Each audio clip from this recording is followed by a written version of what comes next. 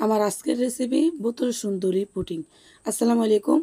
আজকে আমি বানাবো বোতল সুন্দরী পুডিংটা খেতে এতটা পরিমাণ মজা, খুবই অল্প কিছু উপকরণ দিয়ে এই বোতল সুন্দরী পুডিংটা বানানো, কোনো প্রকার আগার ছাড়াই বোতল সুন্দরী পুডিংটা আপনারা বানিয়ে নিতে পারবেন খুবই অল্প কিছু উপকরণ দিয়ে।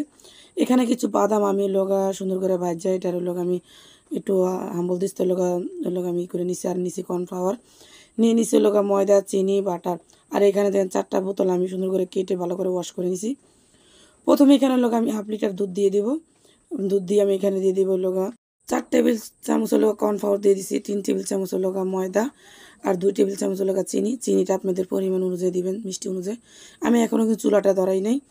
চুলাটা আমি পুরাটা সম্পূর্ণ মিলানোর পর চুলাটা ধরাইছি। আমি খুব সুন্দর করে এটা একদম লো হিটে এটা খুব ভালো করে জাল করে নিছি। এটা রান্না করতে বেশি এটা সময় লাগে না, খুবই অল্প সময় এটা রান্না করা যায়। যখন মিশ্রণটা ঘন হয়ে যাবে তখন এই পর্যায়ে আমি বাটারটা দিয়ে দেবো।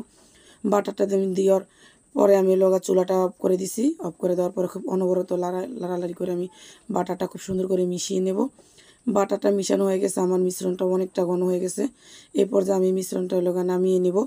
মিশ্রণটা নামানোর সাথে সাথে বোতলের ভিতরে ঢেলে দিতে হবে। এই পর্যায়ে জিনিসগুলো খুবই গরম থাকে,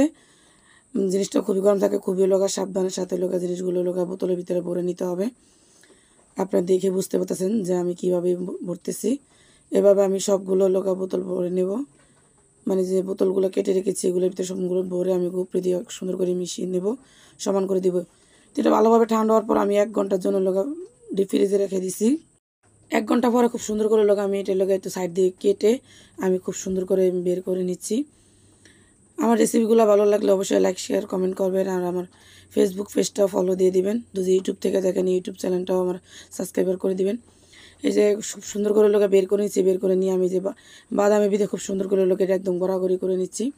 নেওয়ার পরে এখানে আমি 3টা চকলেট নিয়ে অল্প একটু তেল দিয়ে খুব সুন্দর করে এটাকে আমি মেল্ট করে নেব। মেল্ট করে নেওয়ার পরে মেল্টটা যখন হয়ে যাবে তখন এটার উপরে দিয়ে আমি খুব সুন্দর করে দিয়ে দেব। এই পুডিংটা খেতে এতটা পরিমাণ মজা, খুবই মজা হয়েছে। অবশ্যই রেসিপিতে একবার বানিয়ে খাবেন, খুবই মজা হয়েছে।